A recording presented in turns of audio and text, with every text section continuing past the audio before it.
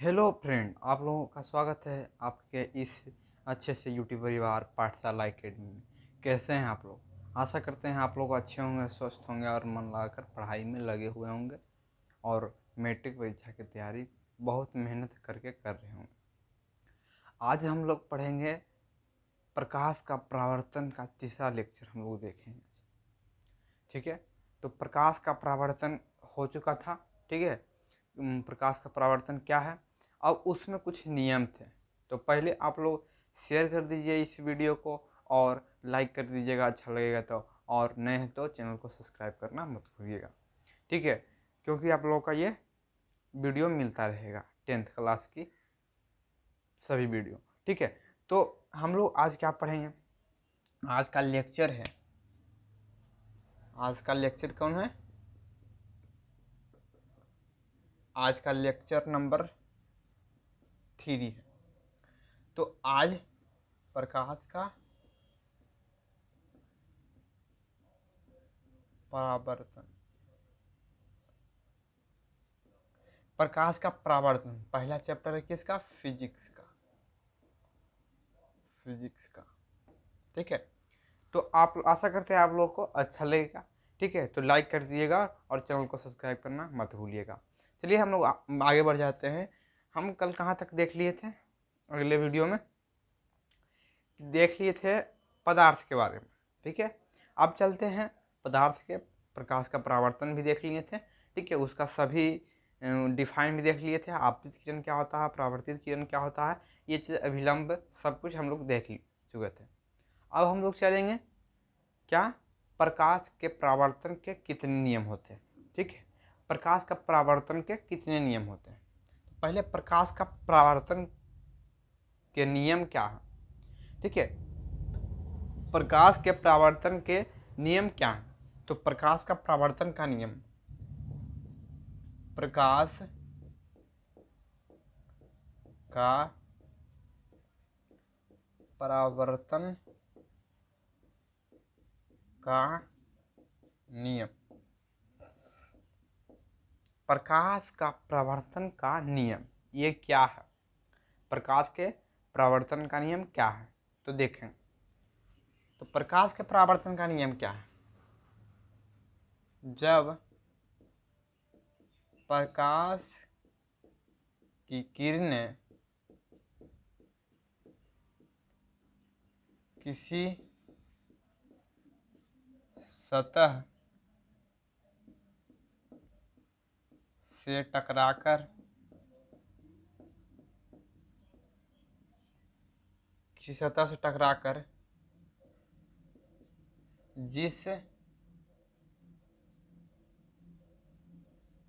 नियम का पालन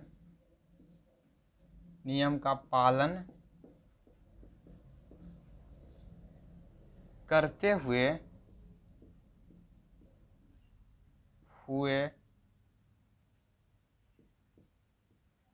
परावर्तित होती है, उस नियम को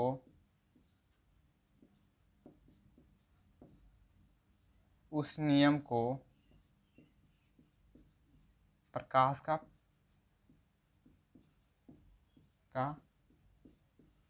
परावर्तन का नियम कहते हैं।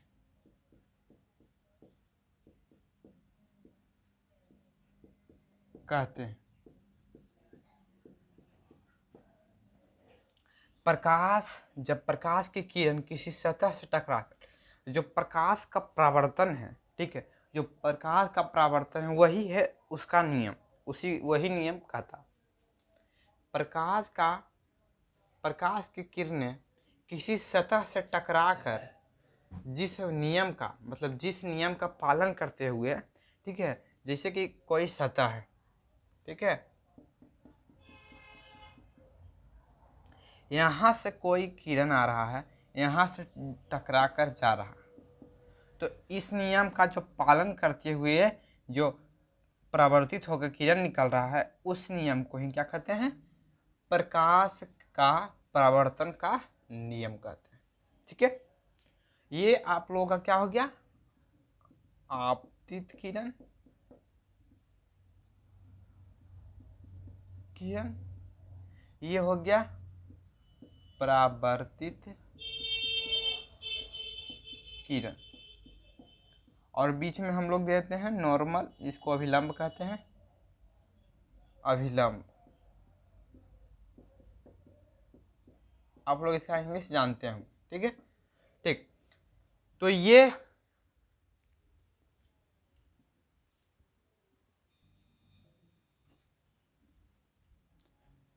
ठीक है। चलिए, तो कुछ लाइट कट जाने के कारण वीडियो बंद हो गया, ठीक है।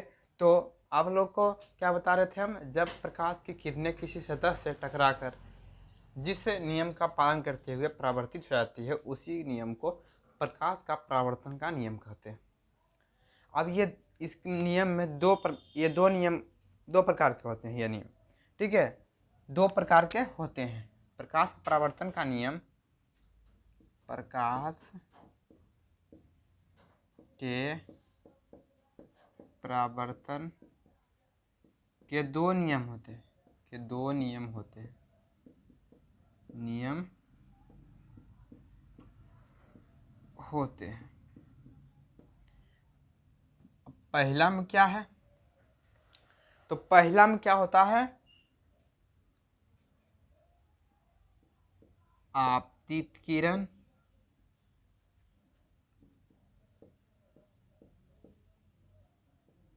परावर्तित किरण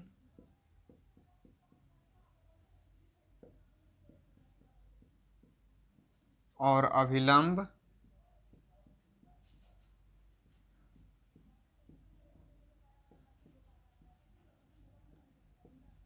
तीनों एक ही तल या सतह में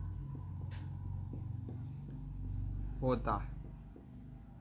पहला नियम क्या कहता है, पहला नियम कहता है कि आपतित किरण, परावर्तित किरण और अभिलंब तीनों एक ही तल में होता है। देखिए, एक ही, ये क्या है, एक प्रकार का तल या सतह, इसको बोल सकते हैं तल या सतह।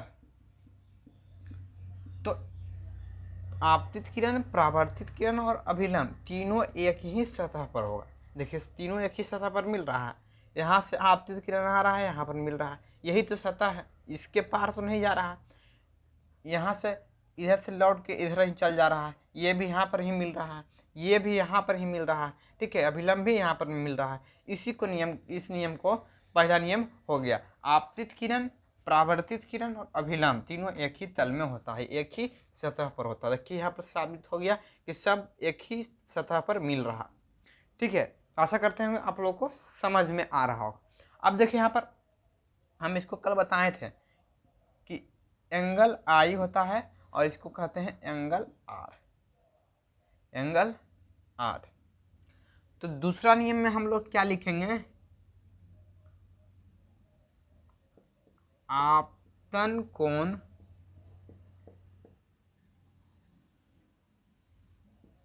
परावर्तन कोण के बराबर होता है। आपतन कोण को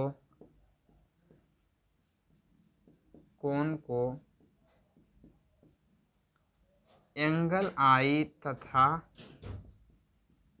परावर्तन कोण को एंगल आर से सूचित करते हैं। आपतन कोण, परावर्तन कोण और परावर्तन कोण बराबर होते हैं। आपतन कोण को एंगल आई, ठीक है, एंगल आई जो है, और एंगल मतलब ये कोण के बराबर होता है। यहाँ पर आप लोग देख सकते हैं, इसको यहाँ पर देखिए, आपतित किरण और परावर्तित किरण, आपतित किरण और परावर्तित किरण को देखिए आप लोग, इस प्रकार से है। यहाँ पर 90 डिग्री का कोण बन रहा है, ठीक है, यहाँ पर 90 डिग्री का कोण बन रहा है, तो बीचों बीच इसके लाइन हम जब खींच देते हैं तो इधर भी हो जाता है, इधर और इधर दोनों समान हो जाता है, बीचों बीच में खींचा। ठीक है, तो यही कहलाता है क्या, दूसरा नियम, प्रकाश के परावर्तन का दूसरा नियम।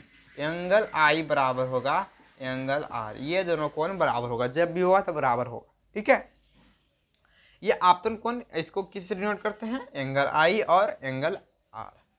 ठीक है, तो आशा करते हैं कि आप लोगों को ये समझ में आ रहा होगा। ठीक है, तो आप लोग इसका स्क्रीनशॉट लेना चाहते हैं तो ले सकते हैं, और इसको समझ में आ गया होगा तो यस लिखिएगा, और नहीं समझ में आया हो तो नो लिखिएगा, कमेंट में लिख दीजिएगा। और इसका आप लोग नोट्स बनाते चलिएगा तो पढ़ने में सहायता बहुत मिलेगी आप लोगों को, इसका नोट्स बनाते चलिएगा, इसलिए हम आप लोगों को स्क्रीनशॉट लेने का मौका देते हैं। ठीक है, तो आप लोग इसका स्क्रीनशॉट ले सकते हैं। ठीक है, इसका स्क्रीनशॉट ले लीजिए और इसको नोट्स बनाकर कॉपी में उतार लीजिएगा। ठीक है,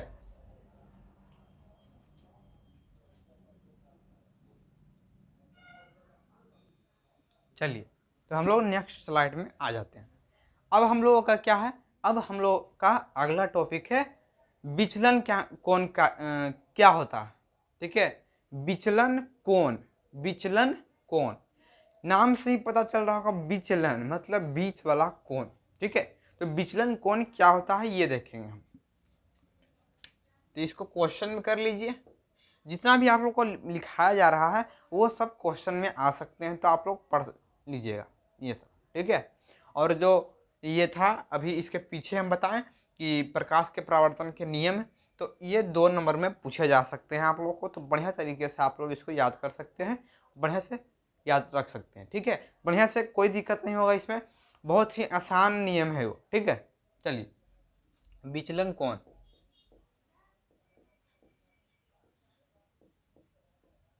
कोण, विचलन कोण क्या है या आप क्या समझते हैं, कुछ भी लिख दीजिए। ठीक, अब विचलन कोण क्या होता है, तो विचलन कोण है आपतित किरण के बढ़ाए गए भाग से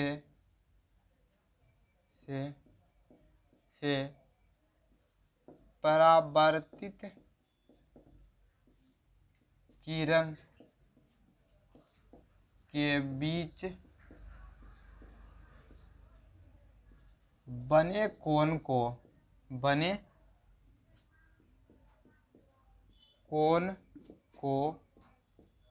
विचलन कोण कहते हैं, कोण कहते हैं। विचलन कोण आपतित किरण के, अब इसका चित्र पहले फिगर हम बनाते हैं तब आप लोगों को समझ में आएगा। ये आप लोग का सतह हो गया, ठीक है, सतह हो गया, यहां से आपतित किरण आ रहा है। ठीक है, यहां से परावर्तित हो रहा है, यहां एक अभिलंब डाल दिए। ठीक है, क्या बोलता है, आपतित किरण के बढ़ाए गए भाग से, यहां पर बढ़ा देंगे भाग इसका, डॉट डॉट करके नीचे बढ़ा देंगे, बढ़ाए गए भाग से परावर्तित किरण के बीच बने कोण को, जो यहाँ पर जो कोण बन रहा है इसी को हम लोग क्या कहते हैं, विचलन कोण, विचलन कोण। देखिए यहां से हम लोग बढ़ाएं, इसका बढ़ाया हुआ आपतित किरण का बढ़ाया हुआ भाग, ये आपतित किरण है, ये परावर्तित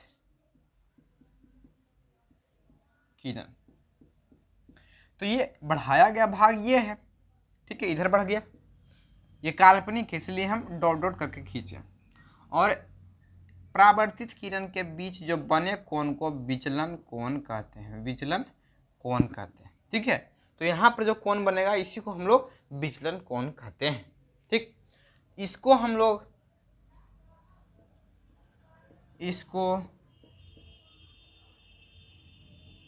किससे, ऐसे कुछ होता है, इससे सूचित करते हैं।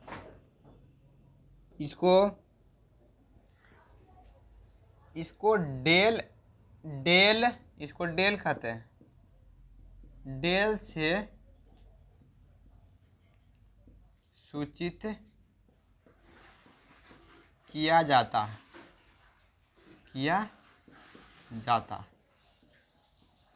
ठीक है, डेल से सूचित किया जाता है इसको। इसका सिंबल क्या है? डेल।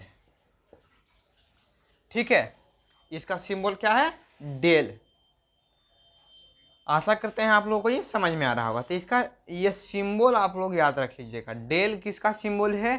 ठीक है, हम कमेंट देख रहे हैं। डेल किसका सिंबल है?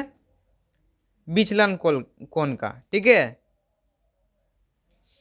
चलिए आगे बढ़ जाते हैं। अब यह दो प्रकार से बनता है। यह दो प्रकार से बनता है। यह दो प्रकार से बनता है।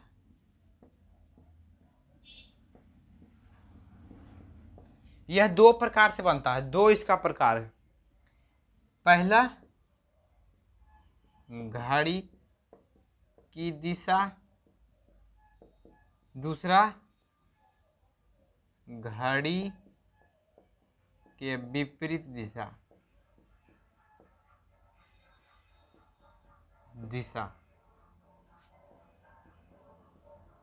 ठीक है, घड़ी की दिशा मतलब ये घड़ी की दिशा कैसे घूमती है? घड़ी का सुइया कैसे घूमता है? मान ली यहाँ पर सुई है तो इस ओर घूमती है, इस ओर। और इसका विपरीत कैसे हो गया? तो ऊपर की ओर हो गया ना। तो कहीं पर बन सकता है विचलन कोण, इधर बन सकता है, ऊपर बन सकता है। ठीक है, तो इसी के दो प्रकार से बनता है। इसको सूचित किससे करते हैं? डेल से सूचित करते हैं। इसको क्या से सूचित करते हैं? डेल से। यहाँ पर डेल भी लिख सकते हैं, एंगल डेल। ठीक है, एंगल डेल। ठीक है, तो आप लोग इसका स्क्रीनशॉट लेना चाहते हैं तो ले सकते हैं।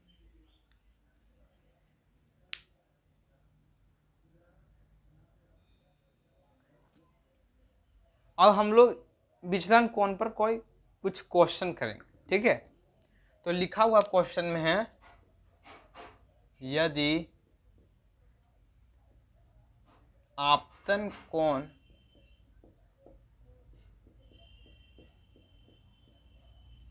कोण 50 डिग्री का है तो विचलन कोण ज्ञात करें। कोण ज्ञात करें। तो इसका सूत्र क्या होता है? विचलन कोण, जिसको किस से डिनोट करते हैं?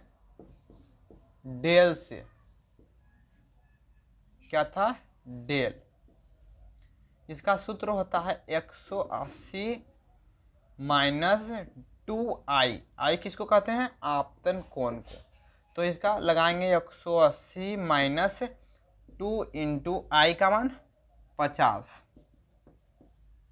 तो 180 50 दूनी 100, तो 80 डिग्री आपका आंसर आ जाएगा। क्या आ जाएगा? विचलन कोण जो डेल है इसका उत्तर आ जाएगा 80 डिग्री। चलिए इसी पर आप लोग अगला क्वेश्चन करिए। यदि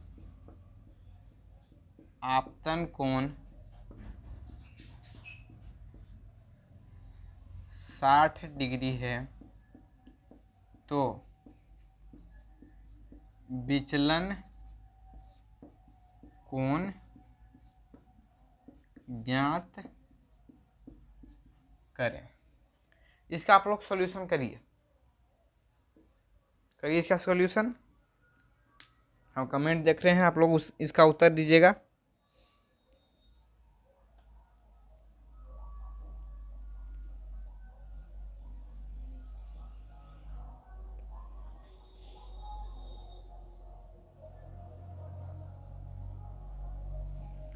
ठीक है, चलिए इसका सॉल्यूशन करते हैं हम लोग। विचलन कोण डायरेक्ट हम डेल लिखते हैं। डेल का साइन ये होता है, डेल का साइन ये। तो डेल बराबर होता है 180 माइनस 2i तो 180 लिखेंगे और -2i, आई का मान 60, 2 गुने 60 डिग्री। यहाँ हो गया 180 माइनस 120 डिग्री, यहाँ हो गया 60 डिग्री आंसर। ठीक है, आशा करते हैं आप लोगों को दिखाई दे रहा होगा। चलिए, दिखाई दे रहा, तो आप लोग इसका स्क्रीनशॉट लेना चाहते हैं तो ले सकते हैं।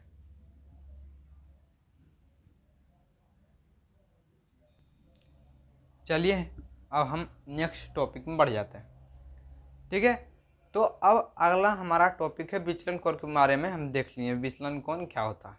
ठीक है, अब हम लोग चलते हैं अगला क्वेश्चन में। प्रतिबिंब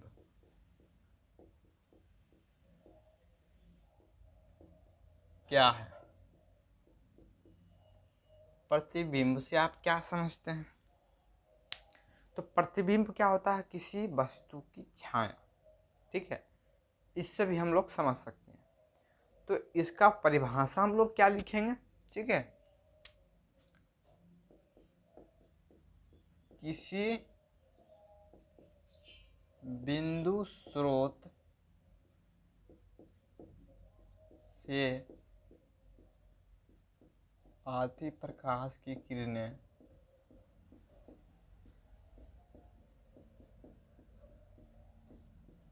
परावर्तन या अपवर्तन के बाद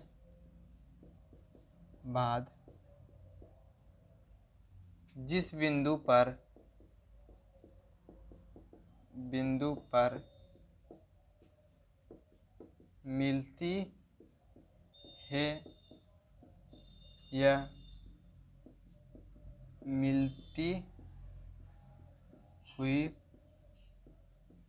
मिलती है या मिलती हुई प्रतीत होती है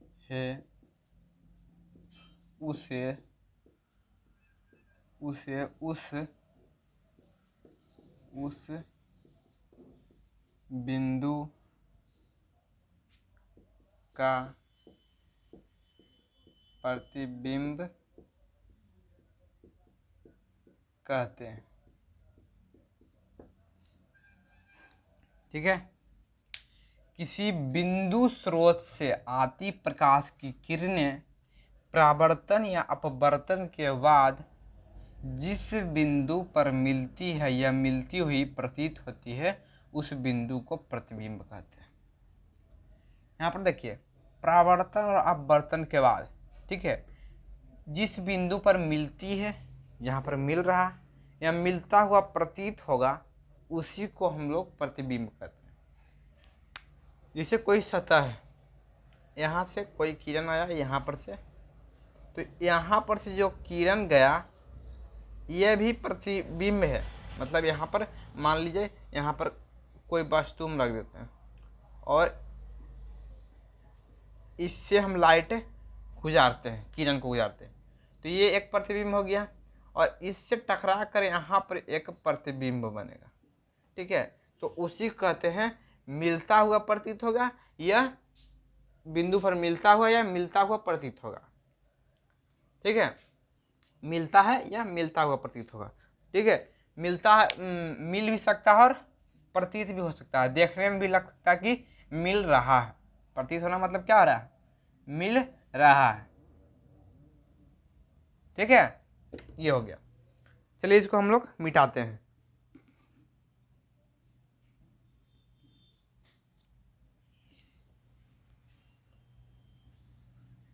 चलिए देखिए, यह दो प्रकार का होता है। यह दो प्रकार का होता है।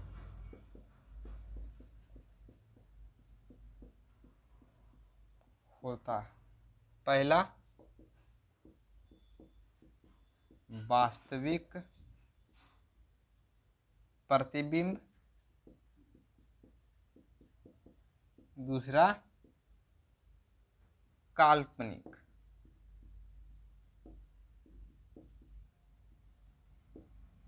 प्रतिबिंब। अब वास्तविक प्रतिबिंब क्या होता है? ये दो प्रकार का होता है। इसको इंग्लिश में रियल इमेज, इसको प्रतिबिंब क्या कहते हैं, इमेज कहते हैं, इमेज से जानते हैं। इसको वर्चुअल इमेज। आशा करते हैं आप लोगों को दिखाई दे रहा होगा, ठीक है।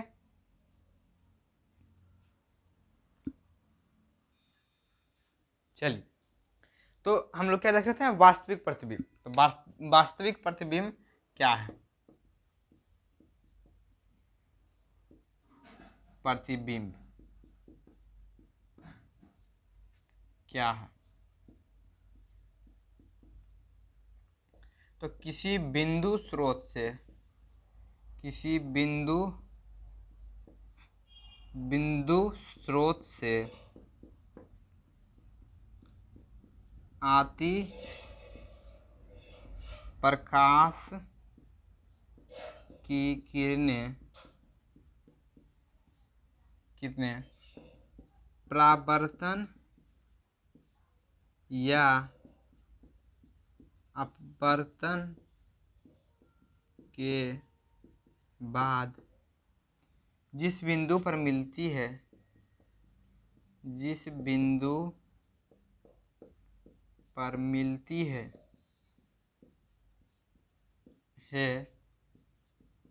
उस बिंदु को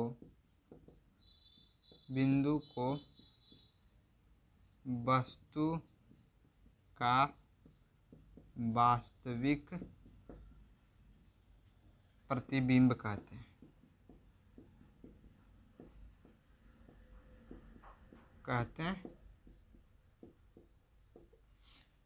ठीक है। किसी बिंदु स्रोत से आती प्रकाश की किरणें, प्रकाश की किरण आ रहा किसी बिंदु स्रोत से, ठीक है। किसी बिंदु स्रोत से प्रकाश की किरण आ रहा, परावर्तन या अपवर्तन के बाद, परावर्तन या अपवर्तन नीचे हो जाएगा के बाद जिस बिंदु पर मिलती है, जैसे ये टकराकर जिस बिंदु पर मिलती है, इसी को पर मिलती है, उस बिंदु को क्या कहते हैं, वास्तविक प्रतिबिंब कहते हैं। वास्तविक प्रतिबिंब कहते हैं, ठीक है। तो आप लोग को ये समझ में आ गया वास्तविक प्रतिबिंब क्या होता है। अब हम लोग चलते हैं काल्पनिक प्रतिबिंब, वर्चुअल इमेज, ठीक। तो हम लोग चलते हैं काल्पनिक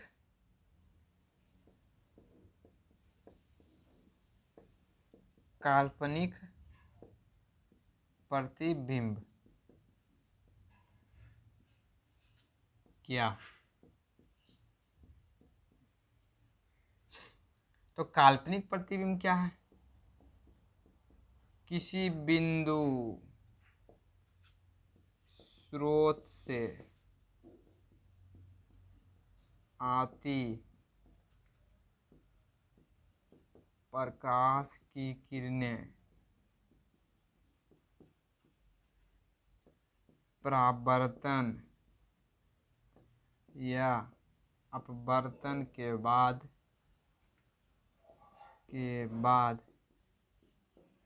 जिस बिंदु पर मिलती हुई प्रतीत होती है, जिस बिंदु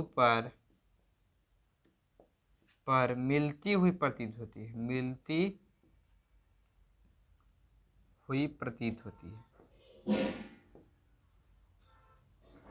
प्रतीत होती है, उस बिंदु को उस वस्तु का प्रतिबिंब का काल्पनिक प्रतिबिंब कहते हैं। काल्पनिक प्रतिबिंब कहते हैं। प्रतिबिंब कहते हैं। किसी बिंदु स्रोत से आती हुई प्रकाश की किरणें परावर्तन या अपवर्तन के बाद जिस बिंदु पर मिलती हुई प्रतीत होती है, यहाँ पर मिलती है, लेकिन यहाँ पर प्रतीत सिर्फ हो रहा है, मिल नहीं रहा। उस बिंदु को वस्तु का काल्पनिक प्रतिबिंब कहते हैं। तो आशा करते हैं कि आप लोगों को यह समझ में आ रहा होगा। तो चैनल को सब्सक्राइब और वीडियो को लाइक कर दीजिएगा। आप लोग इसका स्क्रीनशॉट लेना चाहते हैं तो ले सकते हैं, मिटा रहे हैं इसको।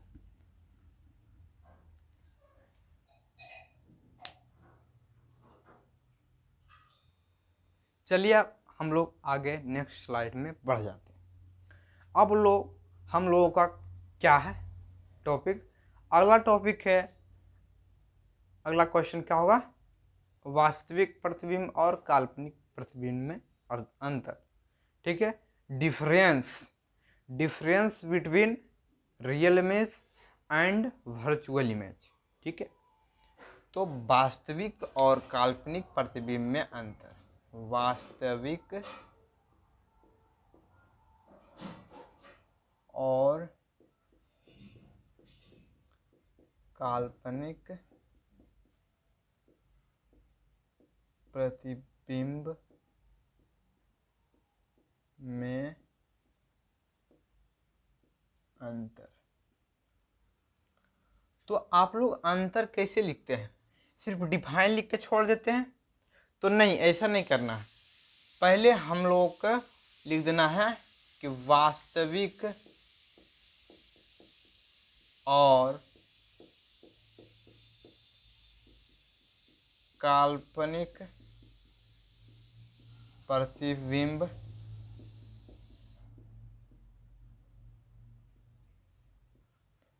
निम्नलिखित हैं।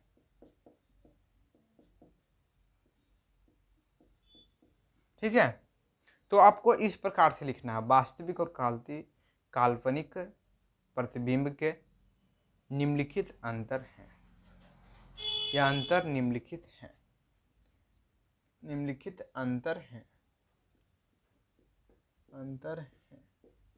ठीक, एक और हम लोग लिखेंगे वास्तविक, दूसरी ओर काल्पनिक। वास्तविक काल्पनिक प्रतिबिंब।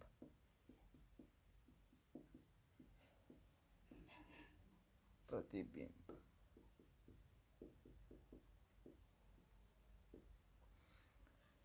वास्तविक प्रतिबिंब और काल्पनिक प्रतिबिंब। तो इसका पहला अंतर लिखेंगे, यह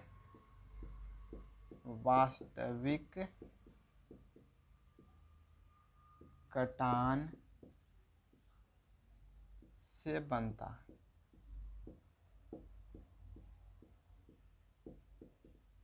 यह इसके उल्टा, यह काल्पनिक कटान से बनता है।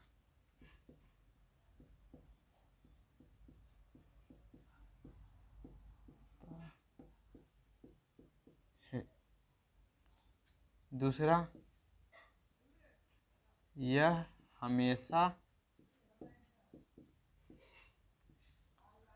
उल्टा होता है। यह हमेशा उल्टा होता है। इसका पहला न है, दूसरा न आप लिखेंगे। दूसरा, यह हमेशा सीधा होता है।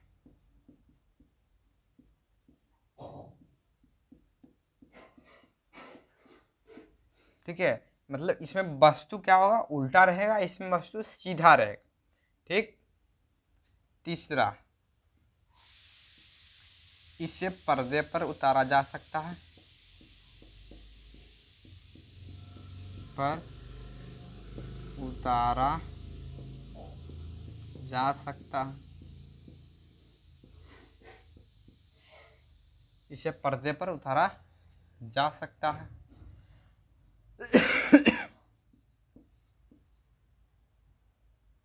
इसे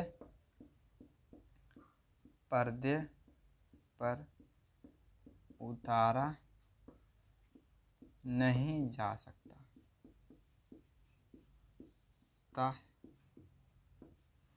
और चौथा क्या है,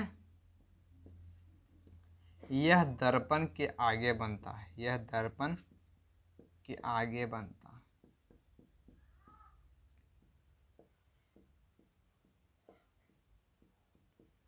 यह दर्पण के पीछे बनता है, यह दर्पण के पीछे बनता है।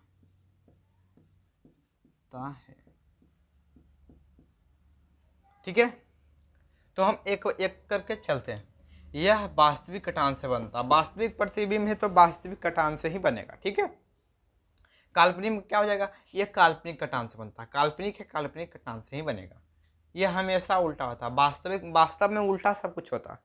वास्तव में जिसे हम सपना में देखते हैं, सपना एक काल्पनिक चीज होगी, तो सपना में देख रहे हैं कि हमको, इसको काल्पनिक को आभासी भी कहते हैं, आभासी प्रतिबिंब। तो हम सपना में देख रहे हैं कि हम बहुत राजा हो गए हैं। ठीक है, हम बहुत राजा हो गए हैं, लेकिन वास्तविक में क्या है, उसका उल्टा, जिस स्थिति में थे उसी स्थिति में। ठीक है, तो सपना में तो बहुत चीज़ देखते हैं, तो सपना क्या हो गया, काल्पनिक हो गया, जो सीधा सीधा हम बढ़िया बढ़िया देखेंगे। और जो वास्तविक है वो वास्तव में जो रहेगा वही रहेगा, तो वास्तविक में क्या हो जाएगा, उसके उल्टा। तो यहाँ पर उल्टा प्रतिबिंब बनेगा, यहाँ पर सीधा प्रतिबिंब बनेगा। ठीक है, इसे पर्दे पर प्राप्त किया जा सकता है, इसे पर्दे पर प्राप्त नहीं किया जा सकता।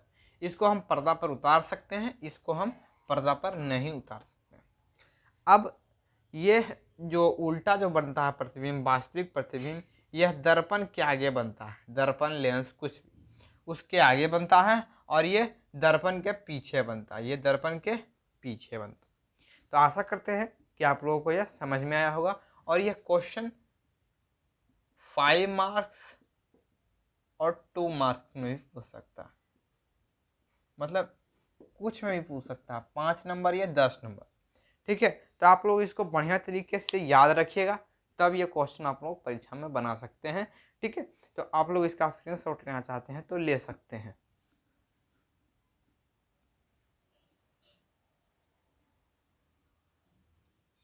चलिए हम लोग आगे बढ़ जाते हैं।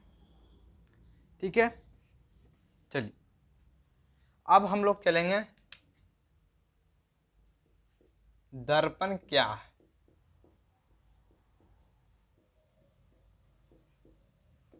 दर्पण के बारे में सब लोग समझ गए होंगे, मिरर जिसको कहते हैं इंग्लिश में, मिरर।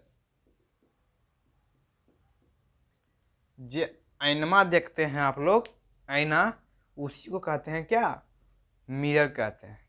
ठीक है, तो मिरर तो सब लोग जानते हैं लिखा, लेकिन इसका परिभाषा क्या लिखें, इसका परिभाषा हम लोग कुछ लिखेंगे। दर्पण मतलब सब जान गए कि आईना होता है। ठीक है, तो इसका परिभाषा क्या होगा, तो लिखेंगे वैसा चिकना, वैसा चिकना यह चमकीला सतह जो प्रकाश के परावर्तन के नियम का पालन करता है,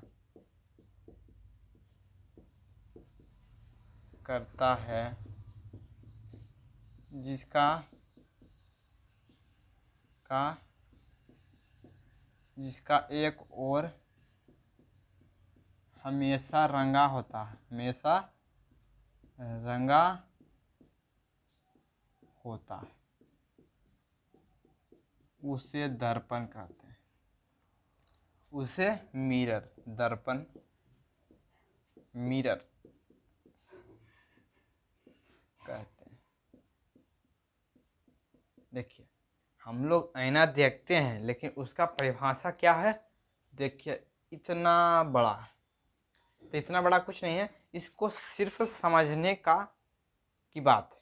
ठीक है, इसको सिर्फ समझने का बात है। ठीक है, तो क्या है, वैसा चिकना या चमकीला सतह, आशा करते हैं आप लोगों को दिखाई दे रहा होगा।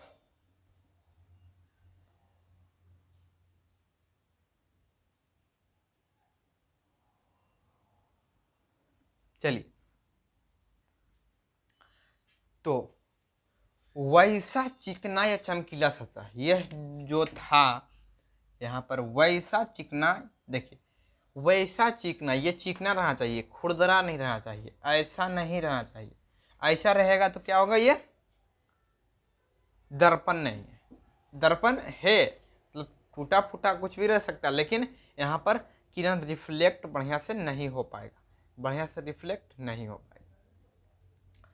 तो वैसा चिकना या चमकीला सतह, ये चमकीला या चिकना होना चाहिए। चमकीला, देखिए ऐना रहता है चमकीला, उस पर हम जब लाइट मारते हैं, ठीक है, लाइट जब मारते हैं तो रिफ्लेक्ट होकर हम हमारे पास आ, ठीक है, तो ये ऐसा होता सतह होता है जो प्रकाश के परावर्तन का नहीं। परावर्तन क्या होता है, जो रिफ्लेक्ट होता था, इससे जो रिफ्लेक्ट होता था उसी को कहते थे परावर्तन का नियम पालन करता है, जिसका एक और हमेशा रंगा हुआ होता है। हम लोग अभी पढ़ रहे थे, पीछे रंग देते थे, ठीक है, जिसका एक और रंगा हुआ होता है, इसी को हम लोग दर्पण कहते हैं, ठीक है, इसी को हम लोग दर्पण कहते हैं।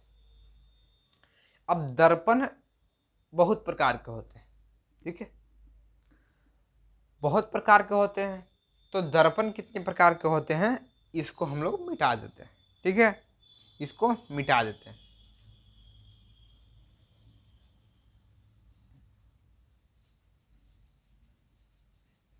ठीक है, दर्पण कितने प्रकार के होते हैं, तो दर्पण के बारे में जानेंगे। दर्पण कितने प्रकार के होते हैं, दर्पण 3 प्रकार के होते हैं,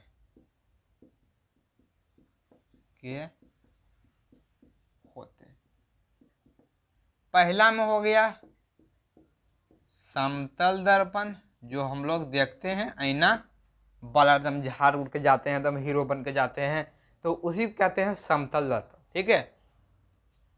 प्लेन मिरर,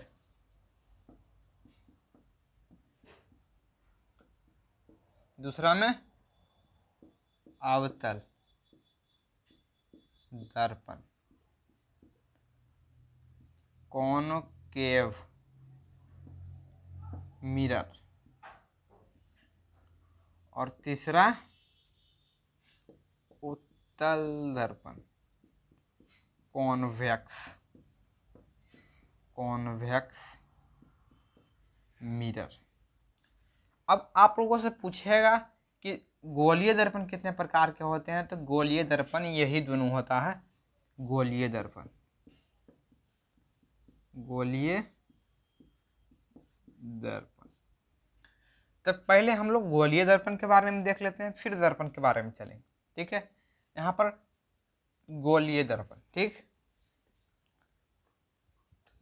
यहाँ पर हम लोग कर देते हैं गोलीय दर्पण ही, ये दोनों के जगह लिख देते हैं गोलीय दर्पण, ठीक है।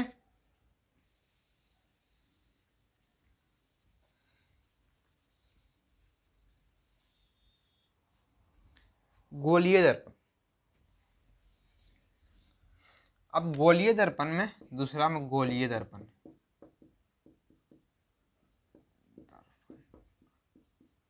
Spherical mirror. तो पहला में हम लोगों को जो दिया हुआ है क्या, समतल दर्पण। तो समतल दर्पण क्या है,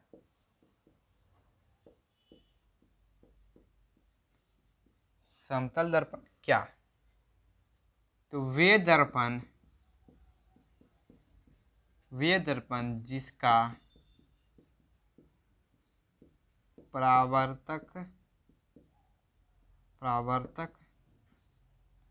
सतह समतल होता,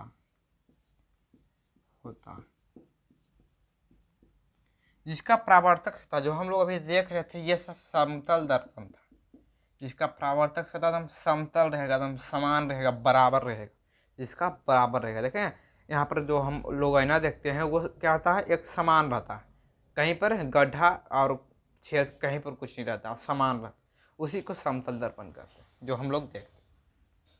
दूसरा में है गोलीय दर्पण।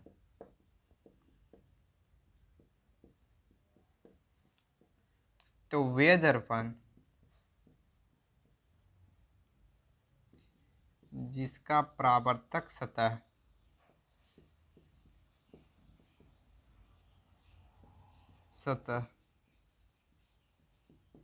गोल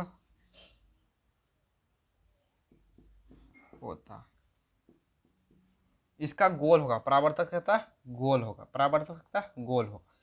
ठीक है, चलिए, तो आप लोग इसका स्क्रीनशॉट लेना चाहते हैं तो ले सकते हैं।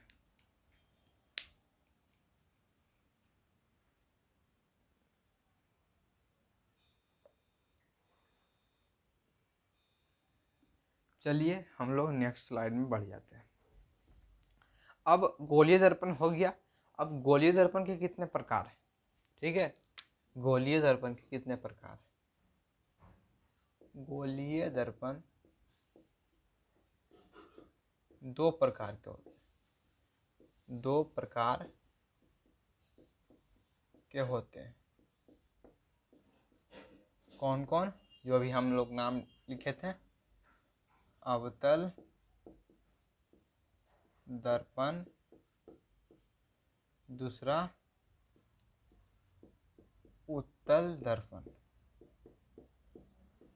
Concave mirror, convex mirror. ठीक है, तो हम लोग चलते हैं कॉनकेव में, अवतल दर्पण। ये आप लोग ध्यान रखिएगा कि गोलीय दर्पण दो प्रकार के होते हैं, कॉनकेव मिरर जिसको अवतल दर्पण और उत्तल दर्पण कहते हैं। ठीक है, अब हम लोग चलते हैं अवतल दर्पण में। अवतल दर्पण क्या है? अवतल दर्पण क्या है? तो अवतल दर्पण क्या है? अवतल दर्पण में क्या होता है कि इसका परावर्तक सतह धंसा हुआ रहता है। ठीक है, तो लिखेंगे ये किसका है? गोलीय दर्पण। तो वे गोलीय दर्पण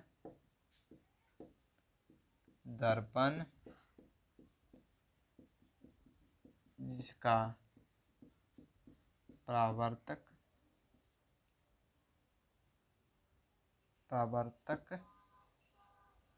सतह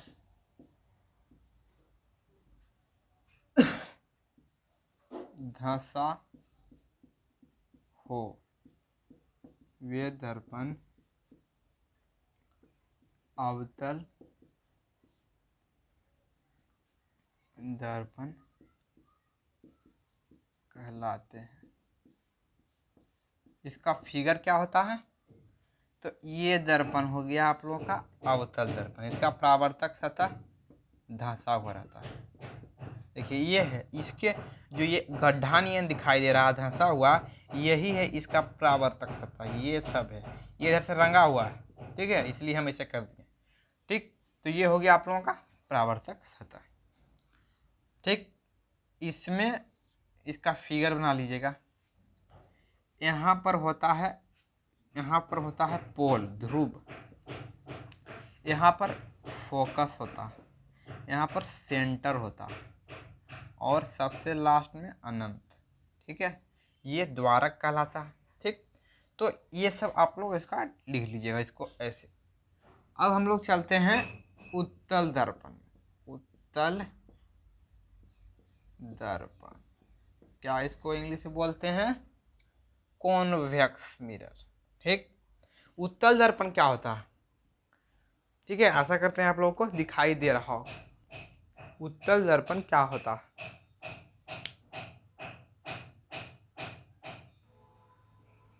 ठीक है, चलिए चलिए हम लोग आगे बढ़ जाते हैं। अब उत्तल दर्पण के बारे में देख रहे थे, तो उत्तल दर्पण क्या होता है? वे गोलीय दर्पण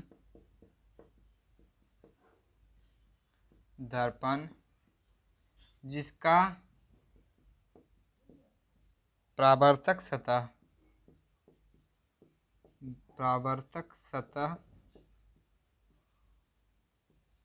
उभरा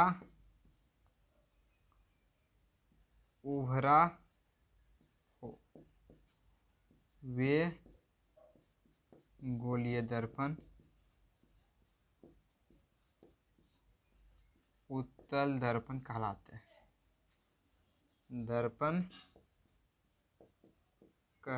हैं। इसका परावर्तक सतह क्या होगा? उभरा हुआ होगा। इसका धंसा हुआ था ना, इसका उभरा हुआ होगा। इसको अवतल कहते हैं, अवतल दर्पण। इधर उत्तल दर्पण बनाते हैं। परावर्तक सतह होगा उभरा हुआ, पीछे से धंसा हुआ में कलर किया हुआ होगा, मतलब रंगा हुआ होगा। इसका भी वही चीज होता है। यहाँ अनंत होता है, यहाँ पर क्या होता है? पी होता है, पोल होता है। यहाँ पर फोकस होता है, यहाँ पर सेंटर होता है। ठीक है, तो ये सब जो हम लिखे हैं इसको हम लिख देते हैं इधर। ये हो गया अनंत। ये आप लोगों का जो सी दिखाई दे रहा है इसको हम कहते हैं केंद्र, यह वक्रता केंद्र या वक्रता त्रिज्या। इसको आर से भी लिखते हैं, इसको आर बड़का से लिखते हैं।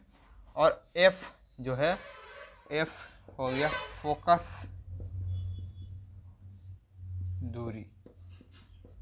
ठीक है, तो इससे डिनोट करते हैं। और पी मतलब हो गया आप लोगों का, पी मतलब हो गया ध्रुव। ठीक, तो आशा करते हैं आप लोग को यह वीडियो अच्छा लगा होगा। तो चैनल को सब्सक्राइब कर दीजिएगा और वीडियो को लाइक कर दीजिएगा। और कमेंट में समझ में आया होगा तो यस लिखिएगा और चैनल को सब्सक्राइब कर दीजिएगा। मिलते हैं अगले वीडियो में। थैंक